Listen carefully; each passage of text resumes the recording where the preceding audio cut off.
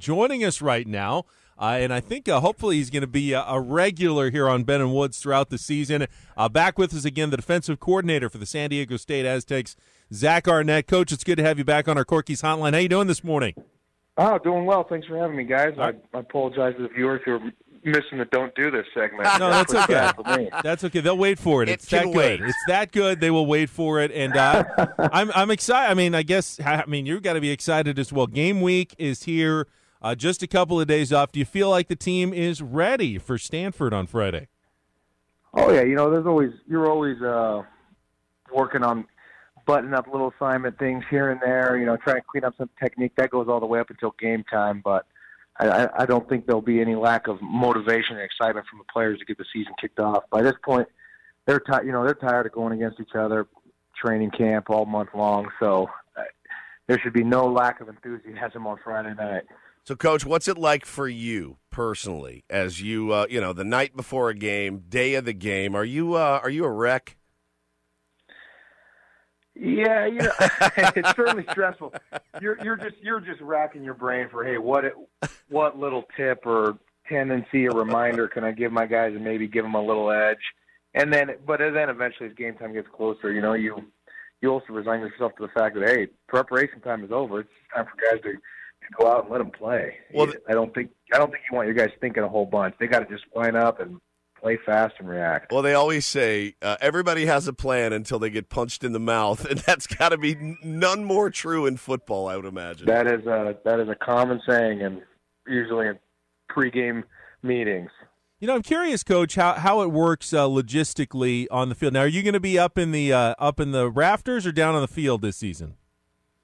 I'll be down on the field. I've been out on the field my whole time here, so it's good because obviously you don't get to see stuff as well like you do from up in the press box, but players come off the field, you get to get down there on the sideline with them on the benches and talk about what they're seeing, what you're seeing, any adjustments. The communication's a little better with the players. Yeah, so it's nice to be on the field for that. So on Friday, I was at a high school football game, and I usually shoot it down on the field, but I got up on top of the press box at Cathedral Catholic, and I was sitting next to the coaches, and the defensive coaches in particular, and they'd done a lot of scouting, and they were like, okay, this 80% run out of this formation.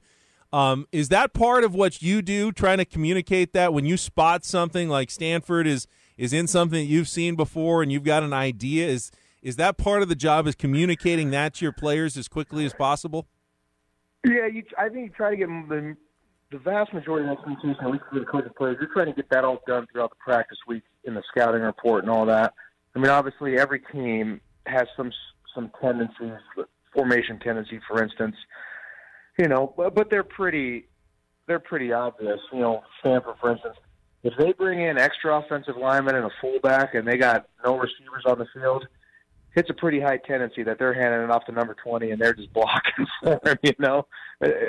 It's a pretty obvious one that I'm sure the fans would even recognize and know about. And obviously there's going to be a bootleg or a trick play off, something like that. But again, all that study, because you have such little time between when you find out, hey, who they're putting in the game and the snap going off, all that kind of stuff, that information, that needs to get learned and internalized throughout the week because there's so little time during game day to communicate all that stuff. Talking to Zach Arnett, Sdsu defensive coordinator. So, obviously, Bryce Love, when you are going into a matchup like you guys are going into Friday night on the road, look, I mean, he is an absolutely special talent. The old, you can't stop him, hope to contain him. What kind of message did you give your guys about this guy as a football player? Well, you don't have to say too much. You just put on the tape, right? And it speaks for itself. If you're a defensive guy and you watch a handful of plays, you go, oh man, he got a little something extra than the average running back. That's for sure. You see the explosive runs. He gets out in the open field, and he's fast enough to where no one can catch him. He can make guys miss. The really impressive thing is the amount of tackles he breaks. I mean, he's a physical runner, and the amount of guys get a clean shot on him, and he does not go down very easily from the first guy. So the message, obviously, is we have to be assignment sound, where you're supposed to be, fit plays up with the correct leverage and all that. And then we got to get multiple halves to the football because, he is a physical runner, and obviously, like I said, he's got the speed. If he gets out clean to the second level in the open field, usually then you just see defenses. You're just chasing him to the end zone and getting your PAT block ready. So you can't let him hit it clean, but you got to get a whole bunch of hats there when you do get him held up. Coach, is it at all an advantage that you're one of the very few teams, defenses in America that in practice gets to go up against a run-first offense every day of the week when you're practicing against yourselves? So it's not going to be that unusual to do it in a game situation when Stanford's running the ball a lot. Yeah, that is nice. And as coaches sometimes don't think about it, but the amount of reps that the players have against two tight end sets by going against our offense, all spring practice, all training camp, so for us sometimes you need to use scout periods and extra time to line up versus some more of the spread offensive looks that you're going to see a whole bunch in the season, but you just don't get a whole bunch of reps at it when you're going against your offense. So you would hope it's a little bit of an advantage going into game one when you're facing a pro-style attack, that similar plays and similar formations, and yet you also got to then recognize that, okay, when we face all the prevalence of spread offenses, we need to get a whole bunch of reps of lining up to all these 4 and 5 wide receiver sets, and they spread you out from sideline to sideline. So it's obviously an advantage and good in preparing for this one. And then you could make the same argument that you don't see a whole bunch of reps when you face the spread teams. So, do you have a number in mind that you'd like to hold Bryce Love to in terms of yardage on Friday? Is there like a goal? No? One. No. Because a lot of programs, they have, I'm sure on offense and on defense, hey, we want to hold the opponent to this many total yards or less, this many rushing yards or less, generate so and so many turnovers, all these different goals. And all those little individual goals certainly increase your odds of winning the game. But the only goal in our mind is winning. That's the only objective in a team sport, is at the end of the game, the clock hits zero, either you got more points than they do or they got more points than you do. So he goes for 330 yards and 3 touchdowns, but you guys win 35-34. You're okay with that?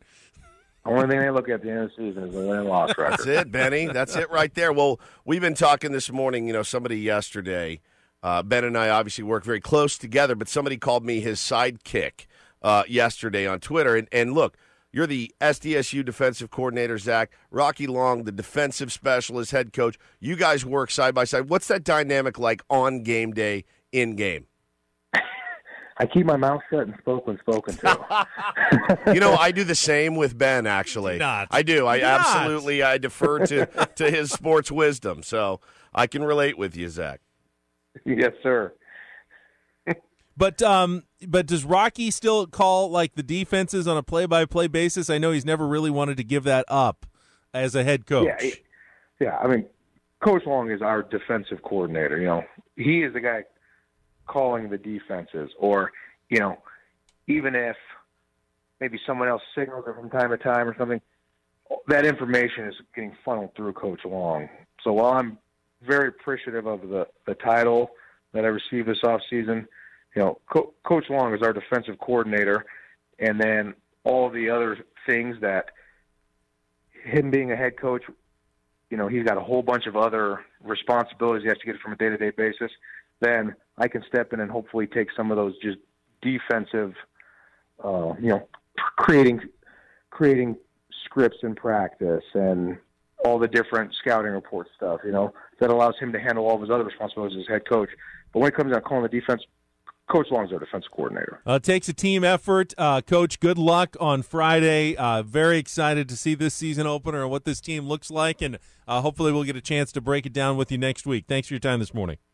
Thank you, guys. We'll talk to you soon. Thanks, Coach. SDSU defensive coordinator, and he's earned the title, even if he doesn't call the defense. I've earned the title Rocky's of co-host. never going to give that up. Right. Zach Arnett with us here on Ben and Woods.